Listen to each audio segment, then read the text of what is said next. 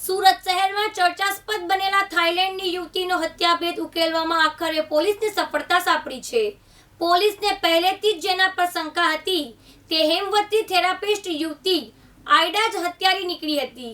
લૂંટના ઈરાદે આયડાએ વનિડા સાથે તેના રૂમમાં ઝીંગાદારોની પાર્ટી કર્યા બાદ ઠંડે કલેજે હત્યા કરી દીધી હતી. જો કે હત્યા કઈ રીતે કરી તે અંગે પોલીસ હજી આયડાની પૂછપરછ કરી રહી છે.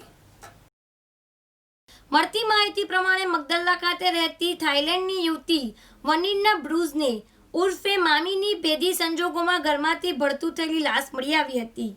શંકાસ્પદ આ ઘટનામાં પહેલા પોલીસે અકસ્માત મોતનો નોંધી વધુ તપાસ હાથ ધરી હતી.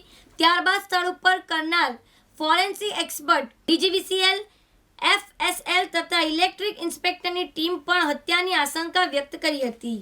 બીજી તરફ પોલીસને ઘરનો મુખ્ય દરવાજો બહારથી લોક, મૃતકના 3 મોબાઈલ, રોકડ રકમ અને ગોલ્ડ ચેન ગાયબ થતા રૂમમાં એક જ ગાદલું બળી જવું, સંપૂર્ણ સળગી ગયેલી યુવતીની ચીસ કોઈએ સાંભળી નથી. કોલ્ડ્રિંક્સની બોટલમાંથી દારૂની ગંધ સહિતની બાબતો શંકાસ્પદ લાગી હતી અને આધારે 5મા દિવસે ઉમરા પોલીસે હત્યાનો ગુનો દાખલ કર્યો હતો. પોલીસે થાઈ યુવતીની હત્યામાં પહેલેથી જ હમવંતી સ્પા થેરાપિસ્ટ આયડાની ભૂમિકા શંકાસ્પદ લાગી હતી. મૃતક વનિન્ડાએ આયડા સાથે પોતાના રૂમમાં ઝીંગા અને દારૂની પાર્ટી કરી હતી. આયડા રાત્રે વનિન્ડાના રૂમમાં જ રોકાઈ ગઈ હતી. ત્યારબાદ આયડા મરસ્કે 2 વાગ્યે ભેદી રીતે વનિન્ડાના રૂમ પરથી અવરજવર કરતી કેમેરામાં દેખાઈ હતી. આમ આ કેસમાં સ્પા થેરાપિસ્ટ આયડા જ પ્રાઇમ સસ્પેક્ટર હોય અને અલગ અલગ અધિકારીઓને વારાફરતી તેણીનું ઇન્ટ્રોગેશન કર્યું હતું.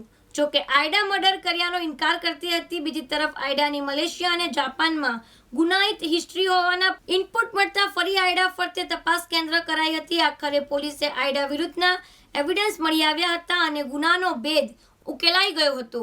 આમ સપ્તાહ સુધી પોલીસે ચક્રાવે ચડાવનાર આયડાનો આખરે ભાંડો ફૂટી ગયો હતો. આયડાએ વનિડાની હત્યા કરી હોવાની કબૂલાત કરી લીધી છે અને પ્રાથમિક તપાસમાં લાલચી સ્વભાવથી આયડાએ લૂંટના ઈરાદે હત્યા કરી હોવાનું ખુલ્યું હતું. પોલીસે આયડા પાસેથી મૃતકની ગોલ્ડ ચેન અને 3 મોબાઈલ મળી આવ્યા હતા. જો કે આયડાએ હત્યા કઈ રીતે અંજામ આપ્યો તે અંગે પોલીસ હજી સુધી કોઈ ફોડ આપ્યો નથી. દારૂ પીધા બાદ અર્ધબેહોશ હાલતમાં વનિન્ડાનું ગળું દબાવી હત્યા કર્યા બાદ સળગાવી દીધી છે કે કેમ તે જાણવા પોલીસ આયડાની પૂછપરછ કરી રહી છે. આયડા સાથે અન્ય કોઈની સંડોવણી છે કે કેમ તે દિશામાં પણ તપાસ શરૂ કરી છે. આ અંગે પોલીસ કમિશનરે ખુલાસો આપતા સત્તાવાર માહિતી આપી છે. 6 तारीख के दिन उमरा पुलिस स्टेशन की हद में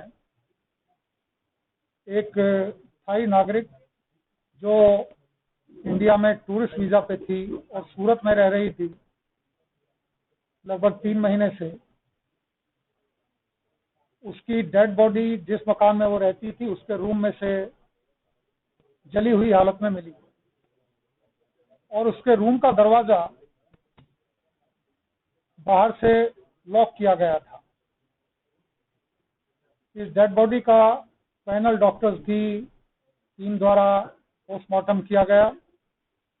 वहां एफएसएल की टीम को भी बुलाया गया, इलेक्ट्रिक इंस्पेक्टर को भी बुलाया गया. कॉज ऑफ फायर, स्थानिक जगह उपलब्ध तमाम वस्तुओं, इन सभी की चेकिंग कराई गई. सीसीटीवी और टेक्निकल सर्वेलेंस की मदद से उस वक्त कुछ लोगों की वहां हाजिरी शंकास्पद दिखी, जिनमें मुख्यत्वे इसके रूम पे आने जाने की वस्तु पुरवार हुई कि इस लड़की की एक फ्रेंड है जिसका नाम आनंदा उर्फ एडा सोमवार वोंगफ्रॉम है. उम्र लगभग 27 साल है, लेकिन वो कोई भी स्वीकार नहीं कर रही थी. वो सिर्फ इतना बोल रही थी कि कल रात को मैं इसके घर पे आई थी, हमने कोई ड्रिंक्स वगैरह किया और हुक्का पिया, उसके बाद मैं चली गई थी. लेकिन सीसीटीवी और टेक्निकल सर्वेलेंस की मदद से बाद में पता लगा कि ये लड़की फिर भी वहां आई है और कई एविडेंसेस इस तरह के मिले जिसके आधार पर यह शंका बलवत्तर बनी. जो डिसीज्ड है उसकी एक सोने की चेन और 2 मोबाइल फोन भी गायब थे. जो इन्वेस्टिगेटिव टीम थी additional commissioner of police sector 2 mister Muliyana, additional commissioner of police crime Shri Sharad Singhal, DCP zone 3 Vidhi Chaudhary और पीआई उमरा सालुंके, इनके साथ साथ एक एसआईटी की टीम की व्यवस्था की गई थी। सभी अधिकारियों ने, पूरी टीम ने बड़ी मेहनत के साथ डिटेल में बारीकी से इन्वेस्टिगेशन किया और आज ये चीज स्पष्ट हो गई है कि एडा, जिसका नाम अनंडा है, सोमवार वांगफ्रॉम ने ये मर्डर किया। इन दोनों ने रात को मिलके ड्रिंक्स की, हुक्का पिया। उसके बाद जो डिसीज्ड है वो लगभग बेहोश जैसी थी। ऐसी कंडीशन में एडा ने उसके मुंह पे कंबल और तकिया वगैरह रख के उसको दबा दिया और ये सुनिश्चित कर लिया कि वो मर गई थी। उसके बाद ये अपने घर गई, वहाँ से कुछ टिश्यू पेपर, कुछ और लाइटर वगैरह लेके आई और उसके बाद वापस आई। लाश को उसने गदले, गादा, धाबड़ा, कंबल वगैरह जो थे उनको लाइटर से आग लगाई और उसके बाद बाहर से लॉक करके वो चली गई। पुलिस की इन्वेस्टिगेशन के दरमियान वो चाबी भी इसके पास से मिली है, जो फ्रंट डोर पे लॉक की चाबी है। जो चेन गायब थी वो भी इसके यहाँ से मिली है। मोबाइल फोन जो मृतका के थे वो भी उसके कब्जे से मिले हैं। इन सभी चीज़ों के आधार पर इसको अरेस्ट करके आगे की इन्वेस्टिगेशन की कार्रवाई शुरू की जाएगी। कोरोना टाइम्स होने के कारण अभी इसका कोविड टेस्ट करने की प्रक्रिया चल रही है। हत्या की वजह क्या? हत्या की वजह लोभ था। जो आरोपी लड़की है उसका और मरण जनार, इन दोनों का टूरिस्ट वीजा का पीरियड पूरा हो रहा था। इसको पैसे की काफी जरूरत थी, काफी लोगों से पैसे मांग रही थी। यहाँ इसको चांस मिला कि 1 लाख रुपए के फोन, 25,000 रुपए की चेन और जो कुछ भी मिल सकता है वो लेके इसने इस वारदात को अंजाम दिया। पहला क्यों कैसे मिला कि यही अपराधी है? मैं इन्वेस्टिगेशन की सीरीज यहाँ शेयर नहीं करना चाहूँगा। सीसीटीवी पे उसकी शंकास्पद गतिविधि दिखाई।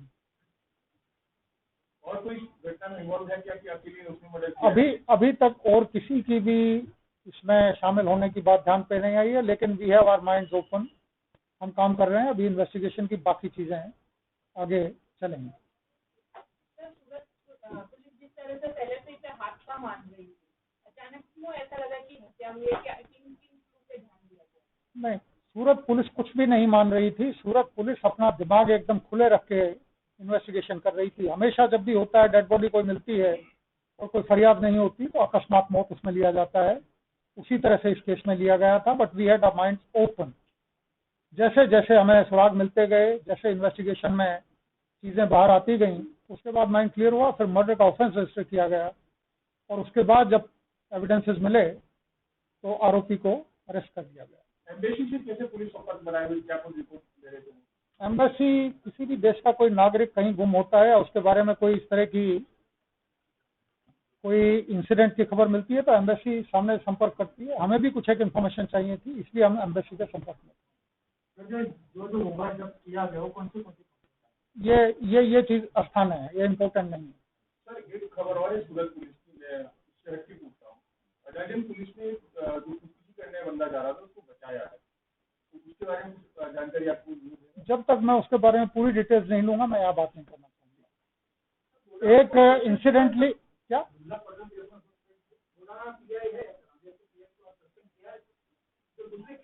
जो दुर्लभ जी पटेल का मांडवी सूरत रूरल में इंसिडेंट हुआ है, उसके बारे में मैंने एक इंक्वायरी हमारी डीसीपी जोन 4 पन्ना मोमाया जी को दी थी।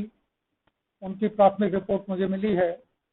उसके आधार पर रांदेर के उस वक्त के पीआई बोदाना लक्ष्मण सिंह को सस्पेंड किया गया है आज, और उनके अलावा अनाम पुलिस कांस्टेबल अजय भोपाला,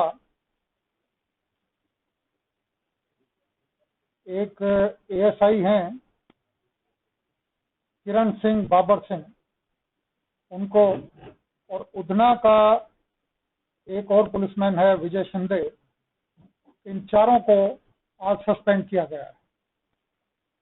आगे जो भी इन्वेस्टिगेशन रूरल पुलिस करेगी उसके आधार पे आगे काम किया जाएगा। हमारी ये इंक्वायरी भी अभी कंप्लीट नहीं हुई है, लेकिन प्राथमिक इनकी वर्तन, इनकी गैरहाजिरी शंकास्पद दिखते है, इसलिए सस्पेंशन का ऑर्डर किया गया है। ये चीज स्पष्ट है कि किसी भी व्यक्ति को, चाहे कोई प्राइवेट हो, खासतौर पर यदि कोई पुलिस का आदमी अपनी सत्ताओं का दुरुपयोग करेगा तो कायदा के मुताबिक सख्त से सख्त एक्शन उसके खिलाफ लिया जाएगा। Thank you.